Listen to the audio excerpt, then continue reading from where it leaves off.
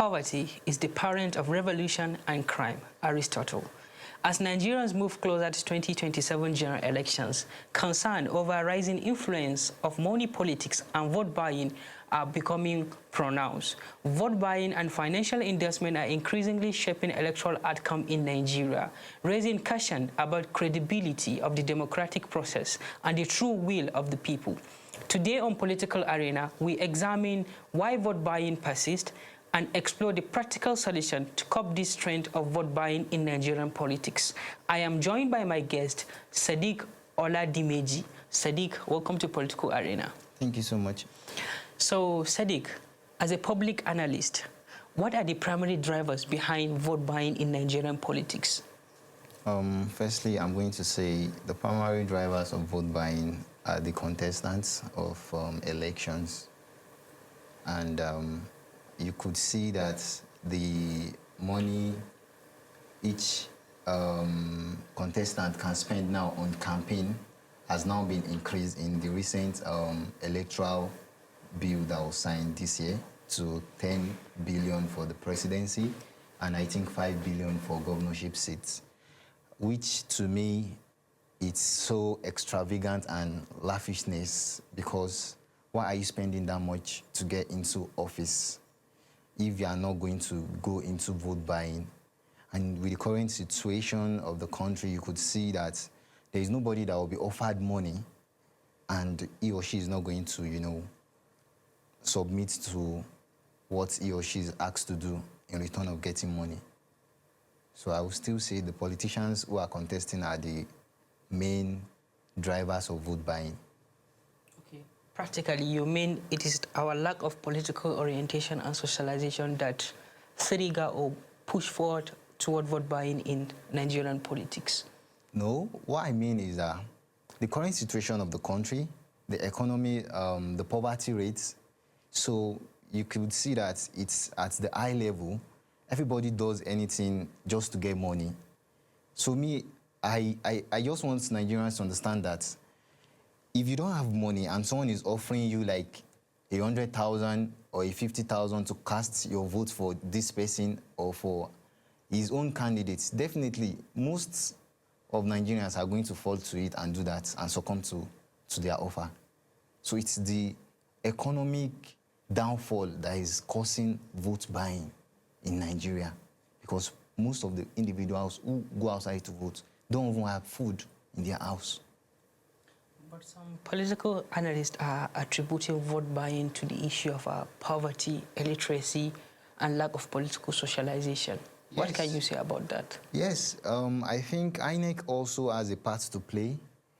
The sensitization is not enough, because I think most Nigerians just want to get the money. They don't know the implication of actually selling their votes. Because most individuals, they have the intention of getting or voting in somebody, but if the person is not bringing money and his opponent is bringing money, they are ready to succumb to that. Okay. You made mention of INEC have a role to play. So you mean practically, can voter education and awareness eradicate the issue of vote buying ahead of 2027 election? That alone cannot eradicate it. We need the presence of the ICPC, the EFCC, to be on ground at each polling unit. These guys, not on uniform. They should queue also on the line as if they want to vote. They will see how those persons will approach people on queue from behind, talk to them. You'll see some set of individuals gathered at a particular corner or circle. Immediately they vote, they go to that place and collect their money or whatsoever that has been promised. So if the EFCC, ICPC could be on ground, these guys, with the INEC intervention of the earlier sensitization, I think it can curb the 2027 vote buying, because I just want them to pick up or arrest whosoever they meet involved in buying votes, irrespective of any political party the person represents. But it may be very difficult from the electorate, because it has come to our notice that a lot of politicking is going on, especially within within Nigeria, that some people are even saying that if you don't give us money, we're not going to vote for you. And some people are even voting on the basis of little token, because it has come to our notice that even in the previous election, the sum of 1,000 naira was given to some Nigerians and they voted for that person. So that simply means, does poverty still have a vital role to play when it comes to vote buying in Nigerian politics? Yeah, it does. It actually has most of the highest role to play when it comes to vote buying in politics, because the poverty rate is high. People are struggling to survive. People are struggling to live. Okay, so what are your call or what are your urge to government in curbing the issue of vote buying ahead of 2027 election, and your call to the younger Nigerians? People who have influences, the influencers we have in Nigeria today, should also sensitize the general public about the implication of vote buying and why they shouldn't partake in it. INEC on its own should also talk to Nigerians to deviate from selling their votes to politicians.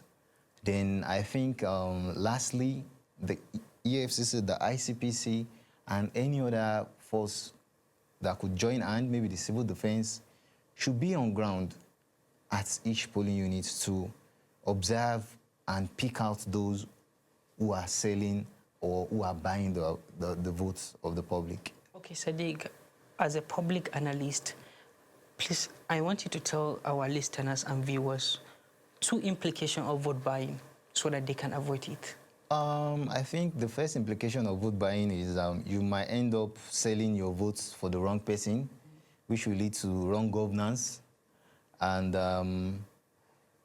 from wrong governance, there are a lot of implications, you know, backwardness in the economy, not being able to survive after the period of the election, or you've sold your votes, that's all, you won't be remembered. So those are the things Nigeria should consider. And we've been clamoring this thing for so long that you don't need to sell your votes. If you have a preferred candidate, believe in your candidate, cast your votes, wait for the announcements. That's all. You don't need to involve yourself in vote buying, vote selling, okay, as Nigerians. Many Nigerians seems to be losing hope ahead of the 2027 election and the electoral empire in Nigeria.